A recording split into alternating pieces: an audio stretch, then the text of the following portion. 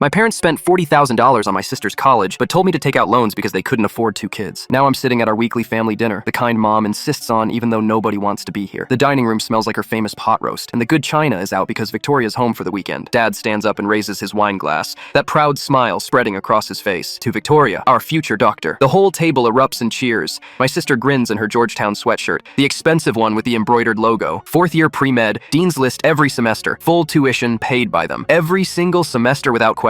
Meanwhile, I'm working night shifts at Target, scanning items until 3 a.m. just to cover my community college classes. The fluorescent lights give me headaches and my feet ache constantly. I take the bus there because I can't afford a car. Can't even afford the parking pass if I had one. Mom keeps going on about how proud she is, how Victoria's going to change the world, save lives, make a real difference. She's practically glowing as she lists off my sister's accomplishments to anyone who'll listen. Graduated top of her class, volunteer work at the hospital, research assistant position, the perfect daughter. My Aunt Karen asks what I'm studying, genuine interest in her voice, and I open my mouth to answer. Dad cuts in before I can get a word out. He's still figuring things out. Not everyone's cut out for university level work. Some people are better with their hands. Maybe trade school would be better. The comment stings, but I'm used to it. I just nod and keep eating my chicken, pushing peas around my plate, making them last because I skipped lunch. Victoria launches into a story about her organic chemistry professor, some brilliant researcher who's mentoring her. Everyone listens like she's giving a TED talk. Then she starts talking about her summer plans, pulling out her phone to show everyone her itinerary, backpacking through Europe for 3 months. Paris, Rome, Barcelona, Amsterdam, Prague, the works. Parents are funding the entire trip, of course. $8,000 total, not including spending money. She's already booked her flights, her hostels, and a rail pass. My uncle whistles low. That's going to be incredible. Mom beams with pure joy. She deserves it. She's worked so hard. 4 years of straight A's. Victoria swipes through photos of the Eiffel Tower and the Colosseum like she's already there. Then Mom turns to me with this pitying smile, the one that makes my stomach twist. You should do something fun too this summer. Maybe a staycation? Local beaches are nice. You could finally relax. I'm still going to be working, I say quietly. Need to save up for next semester's books and rent. Victoria doesn't even look up from her phone. She's showing my cousin the Airbnb she booked in Prague. Nobody asks how much my books cost or how many hours I'm working. Dad starts talking about upgrading Victoria's laptop before she leaves, suggests the new MacBook Pro with all the upgrades. The conversation flows around me like I'm not even here. This is normal. This has always been normal. I've sat through dozens of these dinners, watching them celebrate her while I fade into the wallpaper. I set down my fork and reach into my jacket pocket. The envelope is crisp, official, heavy. I've been carrying it for 3 days, waiting for the right moment, or maybe just waiting for the courage. Everyone stops talking when they notice me holding it. The room goes quiet except for the ticking of the grandfather clock in the corner. Dad leans forward, his brow furrowed. What's that? I don't answer. Instead, I slide the envelope across the table slowly. It stops right in front of him, next to his wine glass. He picks it up, confused, and pulls out the letter. His eyes scan the first few lines, and his face goes completely white. Mom grabs it from him, and I watch her expression change from confusion to shock. Victoria's smile falters. She sets down her phone. What is it? Stanford University acceptance letter, I say, my voice steady. Full ride scholarship covering tuition, housing, books, everything they've been paying for you, plus a $2,000 monthly research stipend for working in their AI lab. I start in 2 weeks. I stand up and grab my keys from the counter, while they all sit there speechless. Thanks for teaching me I could only count on myself.